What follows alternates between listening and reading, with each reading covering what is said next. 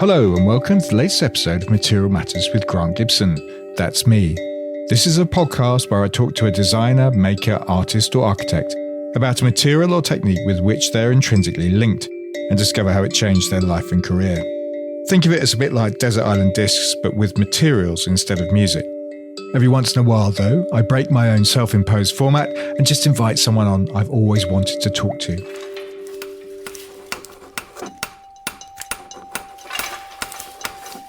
Jongerius has been one of the world's most influential designers since she emerged as part of the Droog collective in 1993. Fascinated by the relationship between craft and industry, old and new technologies, by materials, particularly textiles, and colour, she's worked closely with a handful of manufacturers and companies, including Vitra, KLM, Kampa, IKEA, and Maharam. Over the years, she's also emerged as one of the field's critical thinkers, taking careful aim at the design industry's obsession with newness and over-reliance on marketing. Earlier this year, the first major retrospective of her career opened at the Vitra Design Museum. Whispering Things asks pertinent questions such as, what does it mean to design in a world that already has enough? And how can objects embody appreciation and care rather than consumption and waste? Hella, thank you so much for doing this. How are you?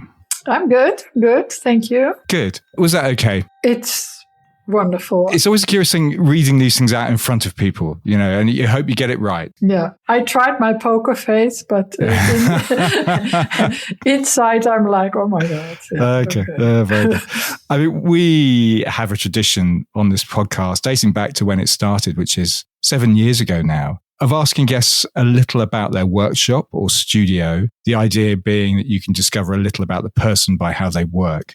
So we're talking over the internet, a piece of studio software.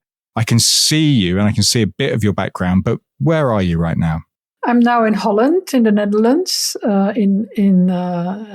close to the city of Arnhem, where I have a studio close to the park, so in the woods.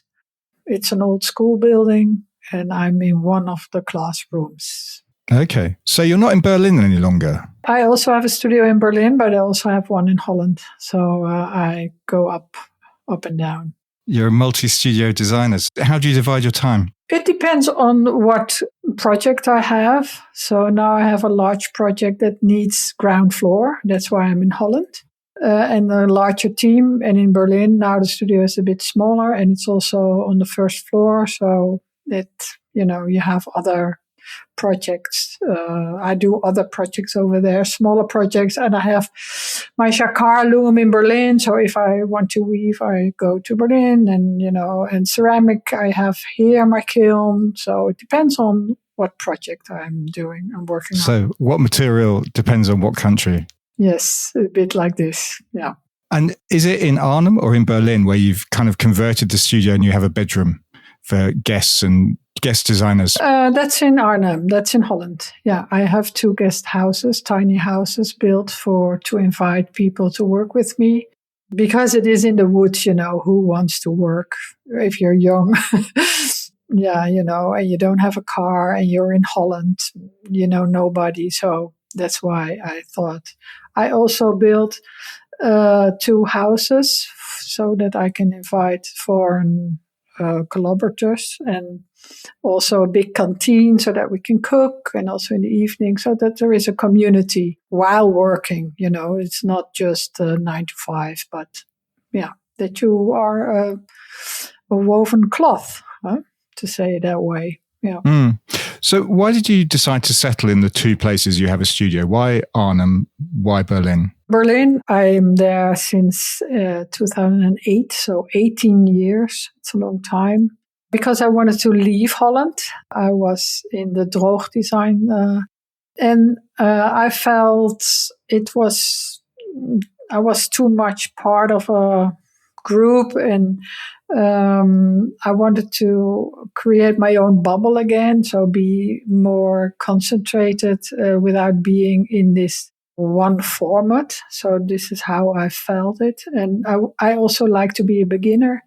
everything was arranged. I had a nice studio. I had this institute. And so I thought I'd like to move to another country and find myself new, also a new context, another city.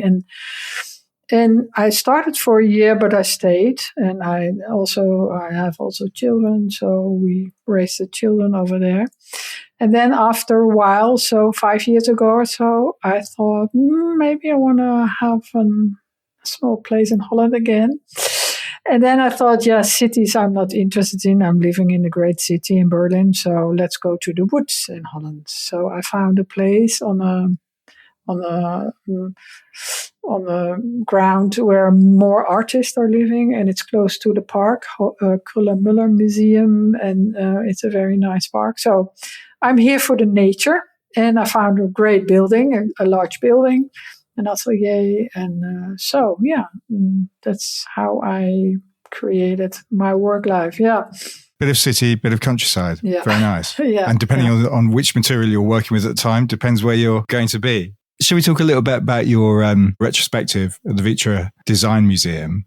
I mean, I guess the obvious question is, why now? Were you ready for a retrospective? Does the timing feel right? Well, it is the first retrospective.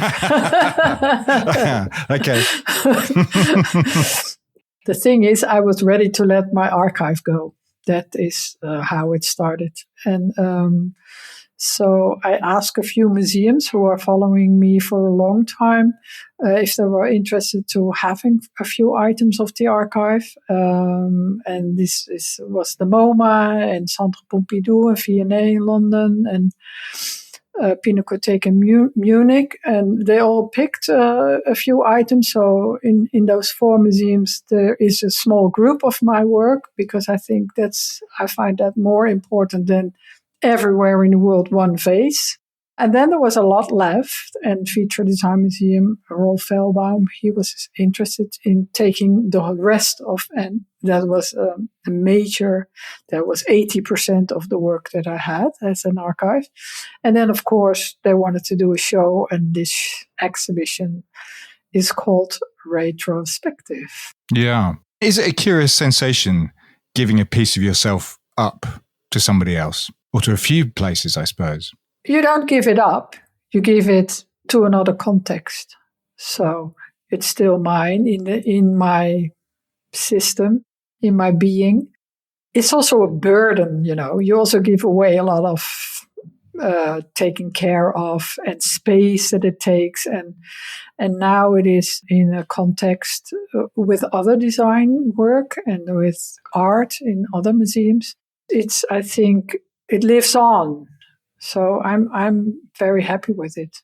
And I can share, people can visit it, and I can share it more than when it is here in my storage.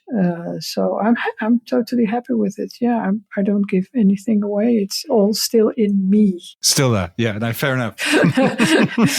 I guess likewise, is it strange to see someone else? I mean, in this case, Glenn Adamson, who's a friend of Material Matters, kind of curate the last 30 years of your life? No, I was very happy with Glenn because, of course, you could do it in many, many ways to organize this or structure it or read it on many levels.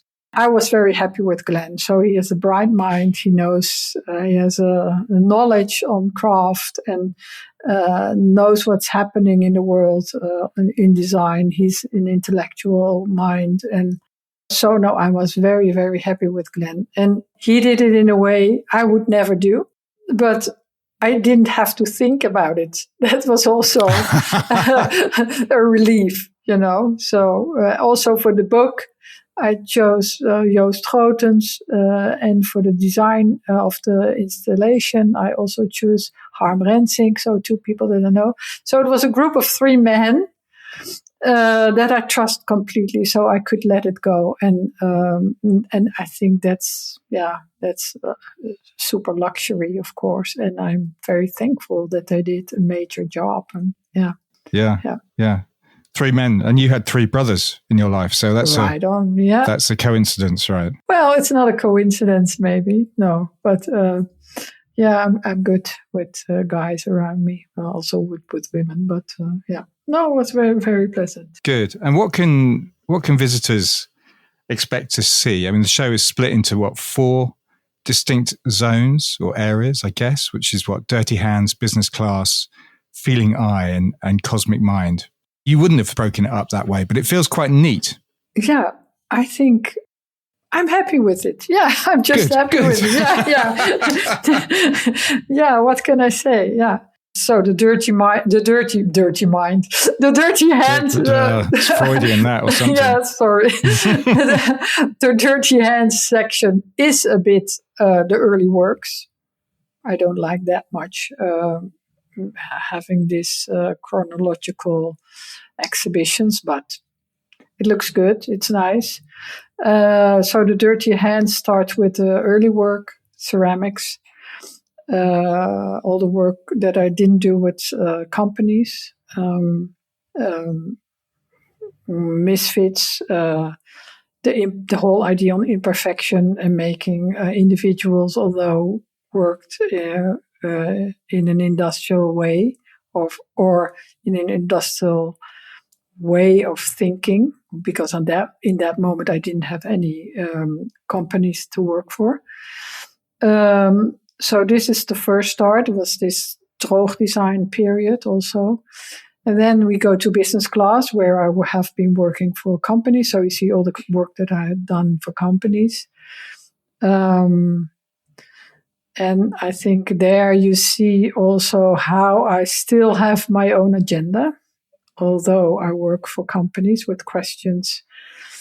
Even for KLM, for really corporate companies, IKEA and Vitra and so on. And then the next one is Feeling Eye. This is more about color, also the color work that I did for Vitra and the research that came around this whole idea of building a library for them.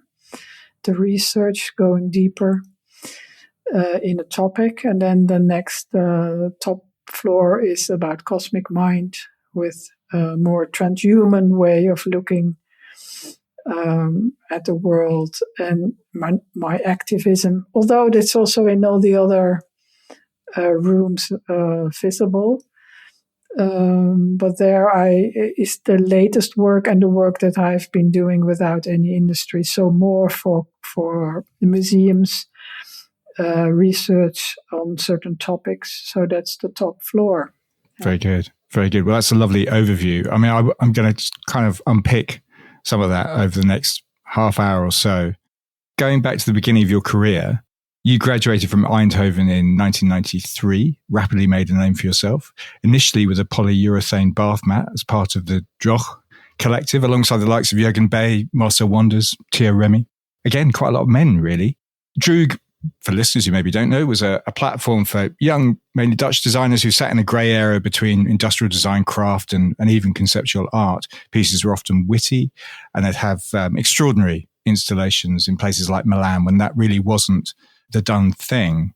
I mean, you've kind of alluded to this, and you kind of suggested it's why you left the Netherlands for Berlin. But I mean, did you feel part of a movement? Yes. Or was it just a convenient kind of vehicle for you at the time? No. I felt part of it. Yes, sure. It was inspiring to meet the others and to hear the stories. And especially Jurgen, he's still my friend. And we are really partners in our way of thinking on the profession. So no, it was very interesting. It was a kind of masterclass after my academy, the years on the academy. And it was also convenient because I only had to do my design work and working on concepts and so on. And so Renny Ramakers and Gijs Bakker, they showed everything around in the world and in the right context with colleagues and with interesting work from others. So it was also convenient, but I could develop my own handwriting, have my own agenda, and I received funding from the state in Holland. So it was also very, convenient and a luxury. So this is the first 8 years or so from our career. was immediately having wings because of this, all those things. Yeah, I'm kind of intrigued. Could you tell where people would end up 30 years ago, that you and Jurgen would be down a similar path? Whereas, I mean, perhaps Marcel has embraced the more star vehicle side of the design world than you two. Yeah, he was more an entrepreneur. So he has this entrepreneur ambition. And he's doing well, in what he's doing. So it's not my taste. It's also not my path, but, you can respect his path. Jurgen and I, we are more intellectual. We are more questioning our profession. And so that was at that time also, of course, the case. So, but the others, I don't know. No, it was. We were all young, young wild horses, and yeah. So was I. Yeah, we all. No, yeah. not we all. And from the beginning, you had this need to experiment with materials. And sometimes you played tricks. A piece that you thought would be hard was actually made from polyurethane rubber, as in soft earn, for instance. You did a similar thing with a sink. I mean, later on with B-set, you deliberately overfired a ceramic set, slightly deforming the shape. On other occasions, you lashed ceramics and glass together with tape.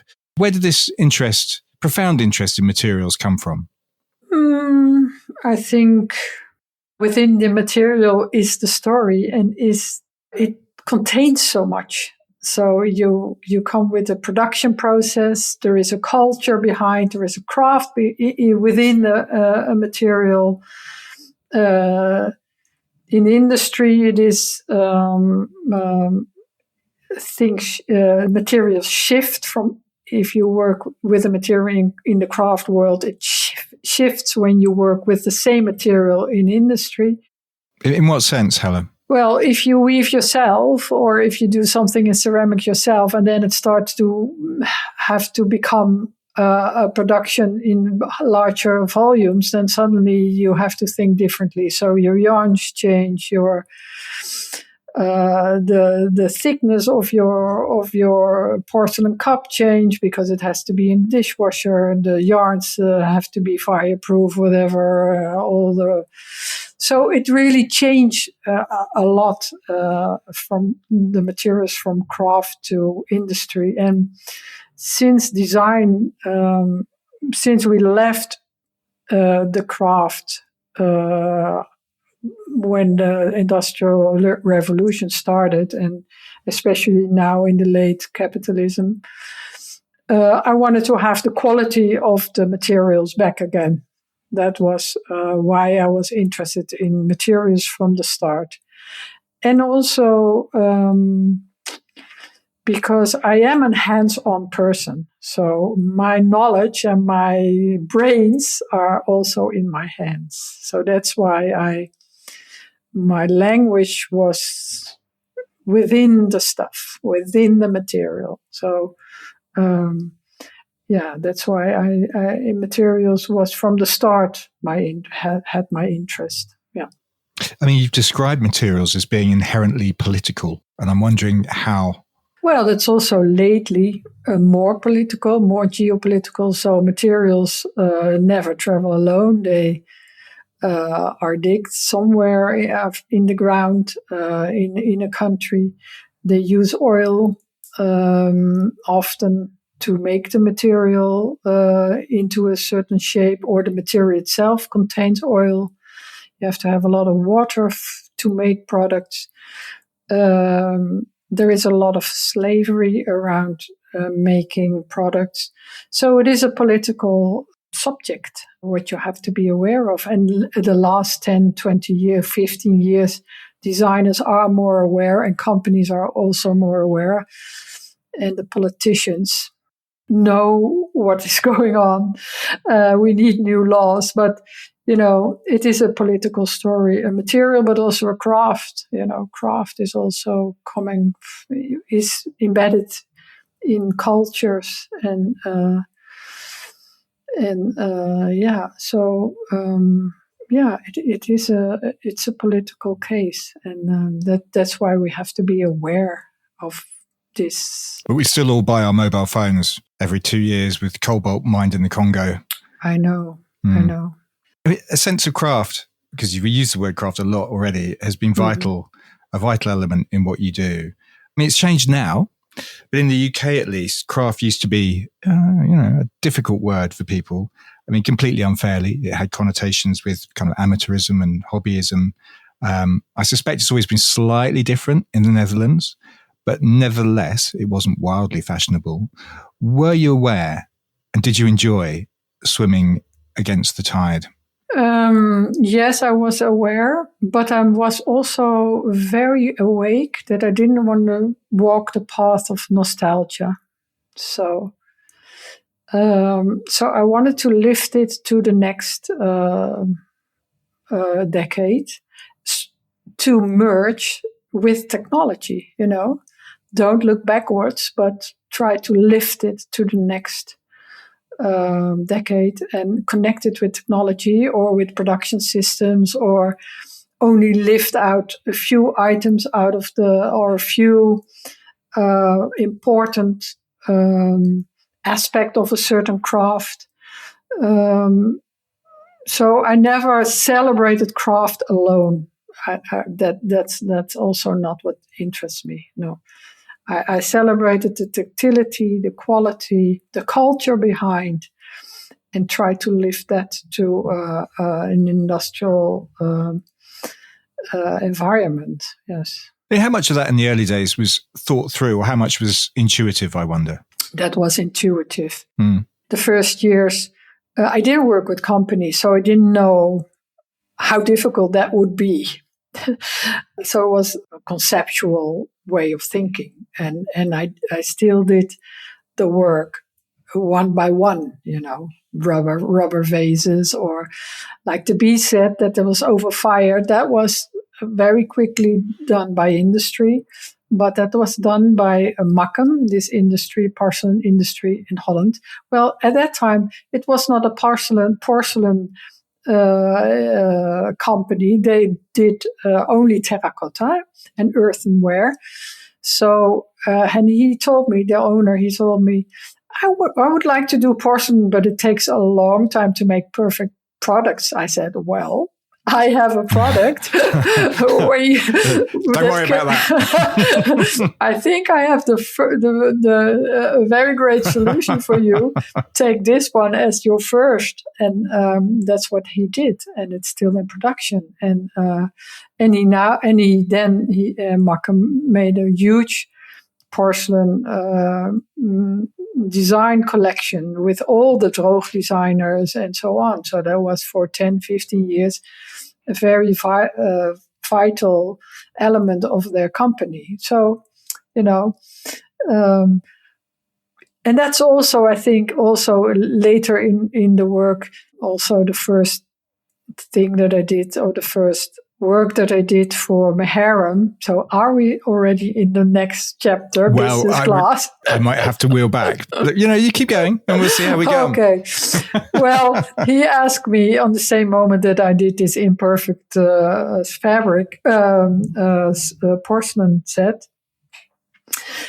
Michael Meharem asked me, could you do a fabric, because our company celebrates its 100th anniversary, and it doesn't have to be commercial. I said, well, that sounds like something I can do. So I made this fabric that is no longer having this 30 centimeter repeat, but a 3 meter repeat. So each of your chair. And this is repeat, right? Yeah. So that's repeat. So each chair looks different, which is a very nice idea, but very unsellable because, people don't know what they get. The samples doesn't fit in their system how they sample other textiles. So the salesperson needs to go with a big roll to architectural firms and so on. So it was totally not commercial, but in the end, it sold very well. So it was selling.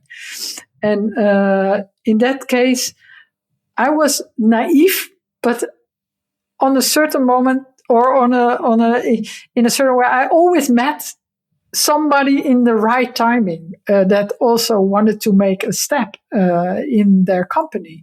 So it was also partly I was lucky that that my ideas felt in the right time, and I met the right people. I also said no often, but the ones that came to me in the beginning, it was on human level immediately a match. And I think this helped a lot in my naive way of thinking craft can be industrial. They helped me and showed me the way. And the companies you said no to, this is because you didn't have that personal connection, or you felt that they were using you, or why? Yeah, later on, of course, I started to be a brand, and then you're only, they ask you for your name, and they know that they will not sell anything because my work is often hate or love or too conceptual. It's not commercial at all. So they asked you just for the advertisement, and then I'm not interested to do those tricks. But so that's often why I say no, or I don't feel a connection. I mean, you've worked with a huge range of materials over the years, but there are a couple that you seem to return to. There are plenty of vessels and a stool made out of porcelain, for example. So what is it about clay, Helle, for you? For me, it's because I also compare it with weaving, because these are the two pillars. For me, it's very direct. So you push into clay and it has a shape. It has a very nice cultural background with a lot of historical, interesting, decorative stories. You can get lost in it. I also like that. Lost in what sense? Lost in that I don't have the knowledge. I don't know. There is so much uncertain because it's chemistry and it is this heat, this temperature and everything what can go wrong. And I'm not interested to understand it all. So in that sense, there is an optional road of getting lost, but also that you can't control it because it is so complex. For someone who's not diving into it deeply, well, I know now a lot, but at the start I didn't know a lot. So I like this very much. And it has all these components also in color. I like that also. There's a lot to study in color. So that's clay for me, and I can do it alone. This is what I love, to also have something that I can do alone. Without a team. And then weaving is very abstract mind. You need an abstract mind for it. It's complex also. It has also this cultural value. It's in our DNA. We live with textiles. We sleep in it. We wear it. And in all the different cultures, there is a language for textile. There is this industrial revolution that is large in this topic with the looms, the whole idea of creating a machine instead of having the craft. And it is dying, so it has a relevance. It needs action because of fast fashion. So that is also why it is interesting to work in textiles, to try to find a way to lift it to another future. Which you are doing. I mean, you say you have this fascination with the relationship between the warp and the weft, but you've disrupted, I hate that word, but I've just used it. Okay. I'm going to use it again. You've disrupted the binary relationship with wicks. Yeah. So what have you done? Well, I start to weave in the third dimension. So I use the third thread, and I called it a wicks So it's my own way of talking about this thread. So we have the warp, the weft, and the wicks. And with this third dimension, I can build constructions that are very light and very flexible. And I think this could bring products or solutions for a future world. That's why I'm working in 3D weaving. And I built looms for it because there are no looms yet. Yeah, you built a seamless loom. Seamless looms. And now I'm building other looms because the looms that industry have are just efficient machines, are not creative. So that's why I'm building my own looms. And it's also a subject where I can get lost. It's complex.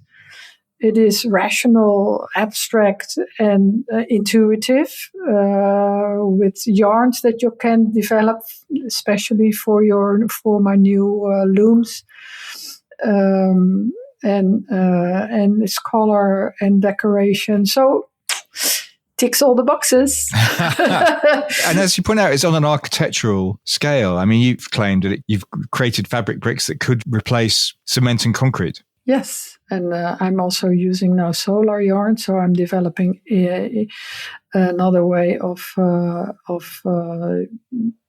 taking energy from oil. So I developed solar yarns, and I weave within the construction this solar energy, which is also interesting because it is so light. Yeah, we could use it as whatever, yeah. I have ideas, but I mean, you can share them here, Helen. Oh, okay. Nobody's listening. It's just you and me. Okay. Yeah. No, so I did for Woven Cosmos, the show I did in Gropiusbau in Berlin in 22. I started already with this solar energy panels in it. That was not a yarn, that was a tape. Now I created more a modular system with yarns and photovoltaic elements that you can click on top of the yarn, electrical yarn. But there I did something, it was more things that breathe, open and close, and was kind of masks, but it was very abstract. But I was thinking, like, if you have a balcony that just hangs flat on your building and the sun comes up, then you need your balcony. Then the balcony can pop up by the sun because it has this solar, and then you have your balcony when the sun is there, and then, or when you want to have a drone on your balcony to drop a package or whatever, So yeah, that was one of the ideas. I've got many ideas, but this was one of the ideas that you could use textile for, because it's strong and light, and with solar it could move independently from oil sources or electrical energy. Yeah. Well, I'm fascinated to see what various developers in our country would make of that. That's for certain. Yeah. This is just a reminder that Material Matters Copenhagen runs from the 10th to the 12th of June at Ukraine House, Gamble Dock. The event, which is part of 3 days of design, contains 19 exhibitors from across the globe, all united by their profound interest in material intelligence. Companies and organizations to look out for include the American Hardwood Export Council, which will be presenting a new immersive exhibition, Wood for the Trees.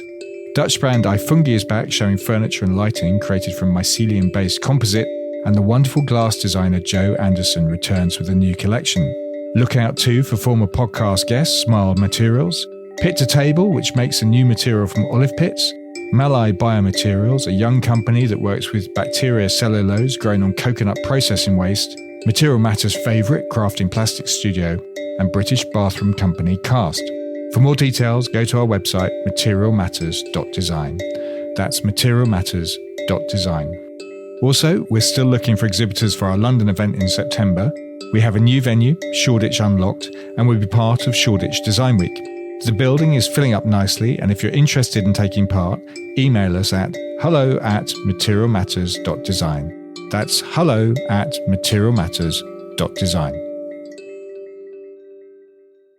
Colour. Should we talk about colour? Because it's been a massive part of your your career. I mean, you had a show at the London Design Museum all about colour, and your colour vase series where you use ceramic vessels to experiment with colour, which started with 40 vessels. I think you're up to 300 vessels and therefore hues.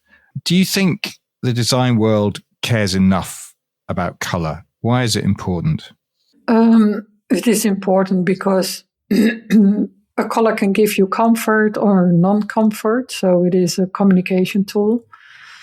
And I think the print industry, we only have 2 or 3 big companies who are providing us all the colors. So not only colors that are paints on the walls, but also the granulates for plastics, the lacquers for aluminium or metals or whatever. So, and I think we are lacking quality. So there are many, many colors. There are thousands of tones and hues to choose from, but the recipes are very poor. So they're very efficient made. And the whole idea is that they have to be stable during the whole day. So in all light conditions, they have to be stable. And I think that's not the quality of color. The quality of color is that it's breathing with light and it is changeable. It changes over the time in the daylight, or if you have your lamp light on. So I like to have this changeability, and therefore we need other recipes. We need maybe a few blacks to change our colors, because now we only use this very cheap carbon black to make all the colors darker. But if you look in art, you have they use totally other pigments and other ways to make colors darker, and I think that's lacking, and that's why I wanted to address this whole topic, to change something in the print industry to have more richer colors, and that's why I dived so deep in it. Yeah, I mean, for you, design is about relationships rather than problem solving. The relationships between objects and our relationship with them. How does color affect those relationships? I think it is it's the first impression you get from an object. So it's a great communication tool. Often you choose on the color. You see something, or you lit up, or you have an emotion because of the color. And I think that's why color is important. It's not the most important. It's one of the communication tools if you design. So, and it's not only the color; it's also the shadow that you have under your often.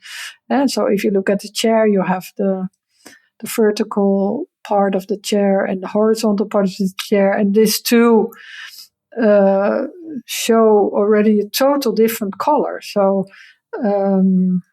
you can use the color if you're a designer to shape your object in a certain way. So not only the color, but also the shadow, also the light. Well, anyways, it's a large topic. Yeah, it is. I mean, you were appointed art director of color and materials at Vitra in 2007, where you developed the Vitra color and material library. I mean, the company introduced new colors to some of their classic designs. Obviously, if you're doing that to an Eames or a Prouvé, they're dead. It's less of an issue, I guess. But did you find it difficult to persuade living designers, who I guess have their own ideas about what their product should be, to accept your color palette? Well, I used their color palette. So I first analyzed what they used before in their furniture. So I first analyzed what they did before, and then we discussed like what color could be your signature color, because each designer has his own few or one or whatever signature color that nobody else could use, so that you still keep your identity in your own oeuvre. And it was a discussion. It was not that I overruled them or whatever, and I think we all like each other, or I like them. No, it was a very easy job. That's, yeah. And imperfection, which has cropped up in the conversation already. But why does imperfection play such a role in your oeuvre, in your work? I think imperfection is a way to to have a relation, to get a relation with your object. It gives a human touch or a human entrance into an object. So you recognize a person's hand or the making, the craft. And it's easier to attach yourself to an imperfect or to an imperfect way of making, or you can call it imperfect, you can call it authentic, you can call it craft, a handwriting.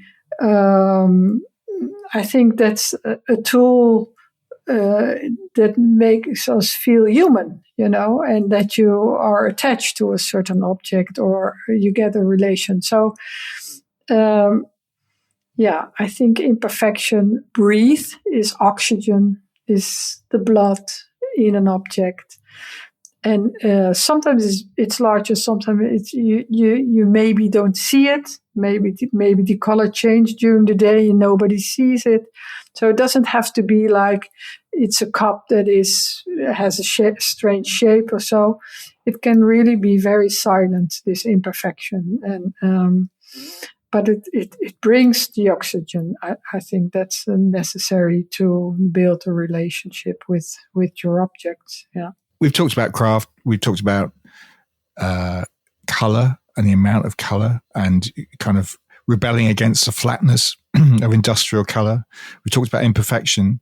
So when you left Droog, was it always your ambition to work for industry? Yeah, because I think that's the proof of the pudding. And I think this was also the field where I could make changes.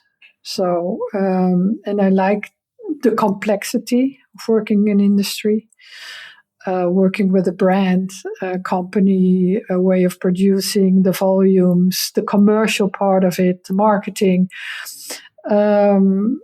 So it's a complex puzzle, and I think I wanted to change from within, and that's what I did. Yeah, because you are, I would posit, suspicious of capitalism. I mean, back in 2015, you wrote Beyond the New, a manifesto with Louise Schoenberg, where you criticized consumerism's obsession with new stuff. I know you've stepped away from working with companies now, but how did you choose those companies that you worked with? I mean, you talk about personal relationships, and one can understand that with Vitra, where you're dealing with Rolf Fahlbaum or Quadrat, I guess. But with KLM, interiors for an aircraft, like you did in 2012, was there a particular person that you connected with there, or did you find you had to make compromises? How did that work? Well, I was very interested in this corporate. I didn't work with a corporate company. I was very interested in this aviation industry because it is so rigid and we all suffer in a plane. And these very small parameters that I had to walk on interested me. It was also complex. And why I worked with them, because I would now never work for aviation again. But why I started to work with it was also on a personal level, because the whole team was new. So they all stepped on a new position within the company. So they all had ambition. And then nobody ever from the whole team over there did an interior of a plane. So we were all beginners. And I was really like, it was really a very great energy to start to work and to find our way together. And I teach them a lot, and they teach me so much. And it was really a 1-on-1 is 3 collaboration. Yeah. Back in 2015, in Beyond the New, you wrote that design is flourishing, but the field has not benefited. Mm-hmm. And I wonder if, 11 years on, whether the industry has changed in your opinion. Well, I stopped working for them for a particular reason. Yeah, industries, you talk about capitalism, it's an economic enterprise. And so they have to earn their money. That makes it very difficult to change. So I wouldn't, it would be, I wouldn't be in their shoes. It's very difficult to run a design company nowadays, because I think new stuff we don't need. Everybody knows we need to have new materials, but the new materials need to be designed for industrial standard. And the standards needs to be changed by politics. So we're all in a circle waiting for each other. And hopefully the consumers make other choices, because when the markets change, the companies will follow. So it's not an easy time, but for designers, I would say it's a great time, because there is so much going on. The problems are so in the face. So in that sense, for designers, there's a lot to do, and it's very easy to pick the problems and to ask the questions and find new answers. But again, if you want to earn your money, if you have to earn your money, and we all have to, you have to find collaborations, and that could be companies, but also universities, museums, and build your own communities. Build, the in-between spaces. Create a new world, a new working collaborations, and so it's easy, but it's also difficult for designers to have to find their financial reward for what they want. Yeah. I mean, you mentioned the word collaboration there, and you've collaborated with Louise a lot over the years. There's an interview in the book that accompanies Whispering Things, for example. So what does she bring to your practice? She really learned me to look at my work in a larger context, in the context of art, sociology, philosophy. So she gave me the words. We talked a lot. I start to write, and we do. She really gave me the words and the theory, and so at the start, also when I started, I didn't knew all this. I couldn't express in words what my ideas were. So I was always trembling. And she also gave me the books that I had to read and so on. So, it's very important to have somebody who is who stands with you and thinks with you and is analyze your work. Because that's very important. You make a small step and you analyze it yourself, but to have another mind, it's very important. I also tell young people, you have to sit together and talk about and be honest. See what your friend is doing and tell how you see it and how you see it in a bigger context. And I think an intellectual discourse brings you in on such a higher level than just make stuff, that's not focusing on just an object is for me not the profession. The profession is something else, and therefore you need your brains and somebody who guides you. And we're still friends. But I'm on my way, I have a clear mind on all the topics.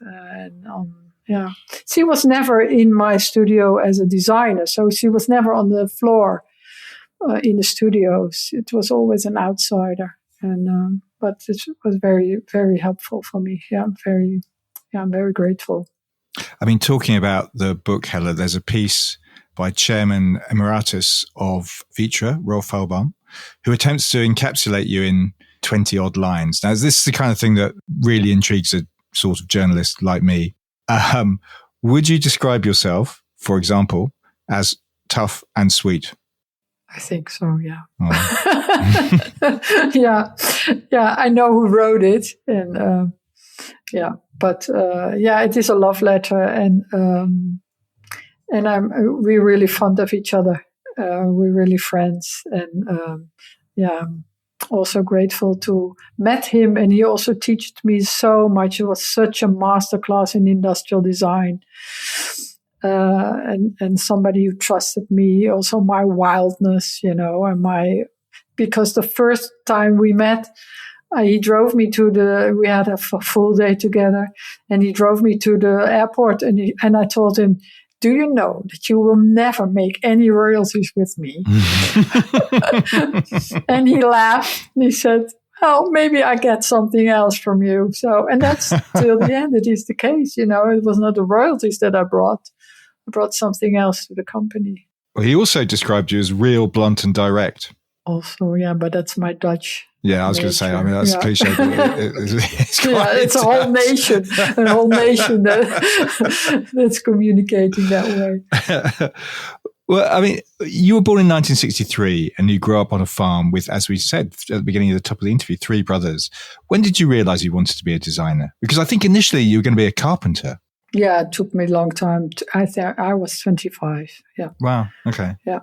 So then I started. And the first year I was not accepted by the design academy, because I was too technical. Can you imagine? Well, anyways, I had all my carpenter technical drawings with me. And so, but then the year after I was accepted. Yeah. What were you like at school? I don't know. I didn't understand anything of what they were talking about. I didn't come from a cultural background. It was for me, Aga Kadama. I had no idea what they talked about. So it was like, I was so eager to understand and to learn about this profession. And so it took me a while. It took me till my exam. That the whole idea was that you have to have your own agenda or that your personality, you can take your personality or your vision or your handwriting and use it within your objects. And that was till my end exam that this coin fell.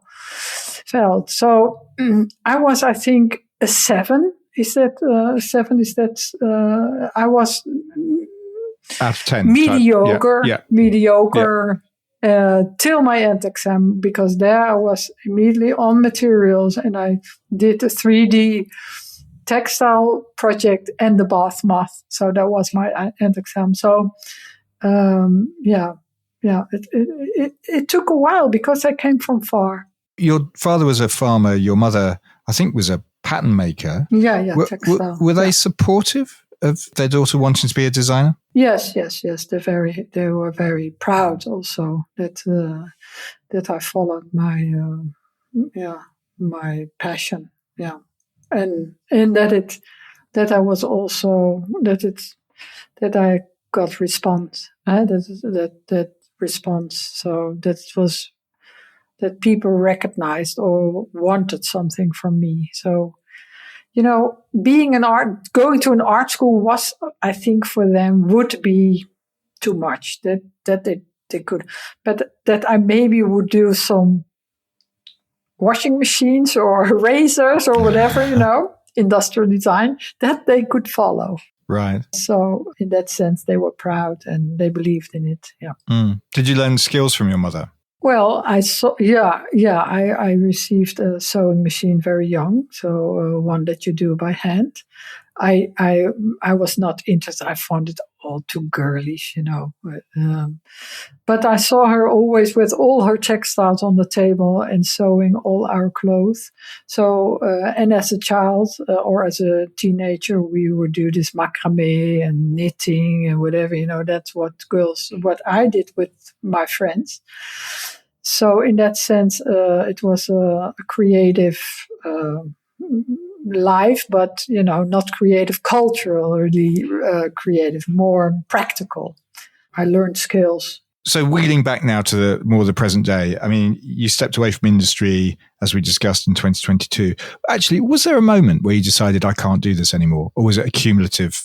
It was that I introduced this manifest, Beyond the New, and it was picked up very well. And it was also a mirror for myself. So after a few years, I was often thinking, but what am I doing myself, in this industry? And what can I really change? Is this still the system where I can research on different topics?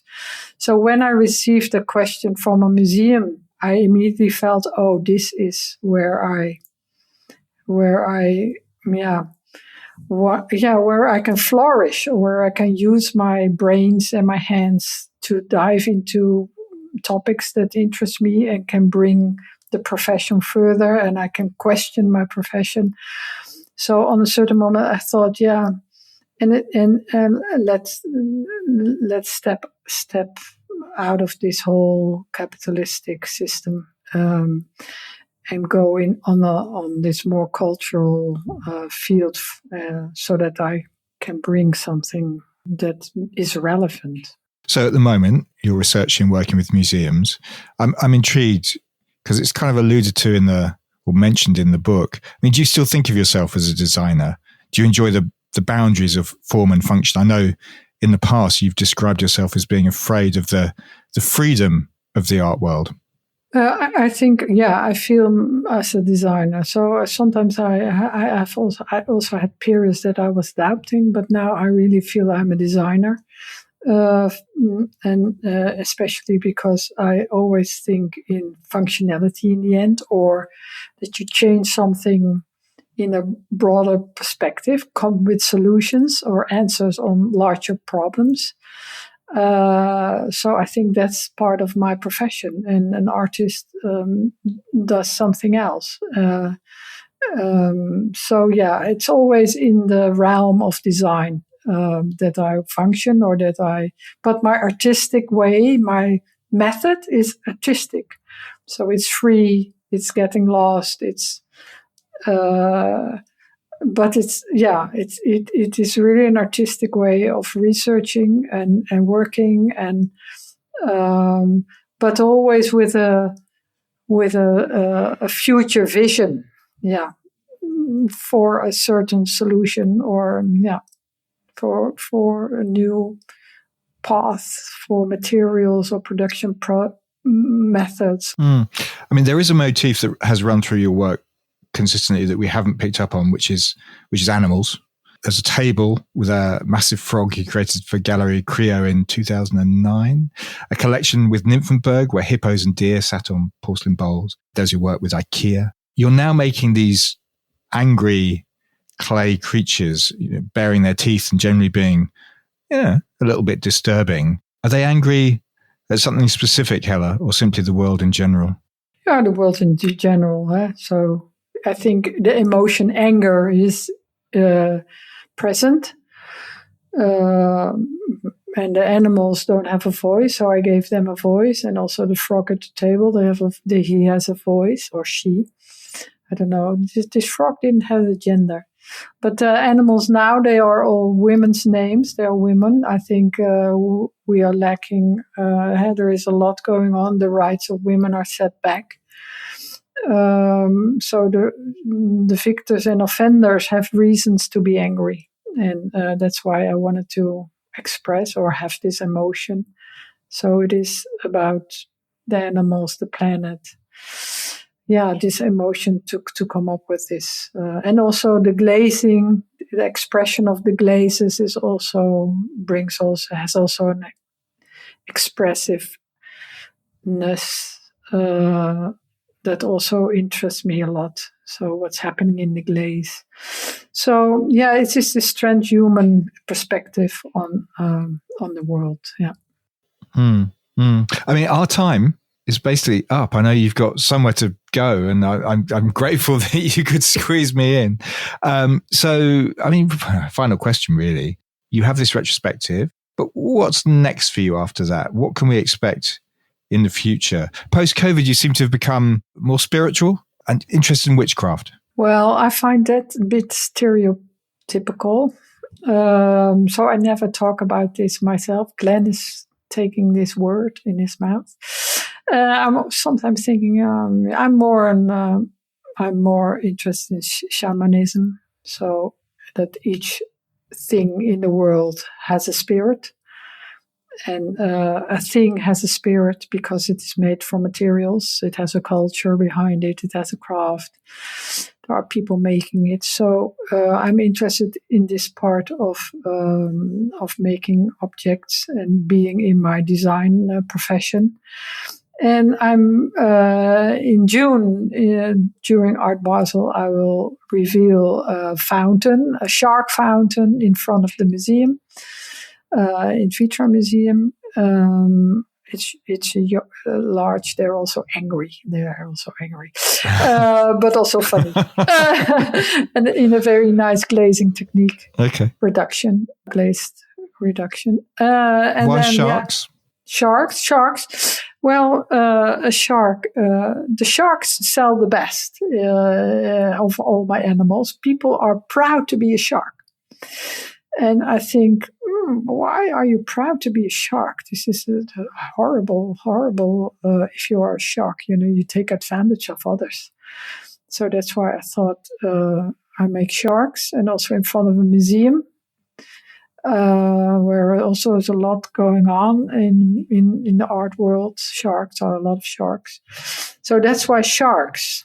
And then I have a big assignment working on this 3D research project for a museum, and that will be revealed at the end of the year.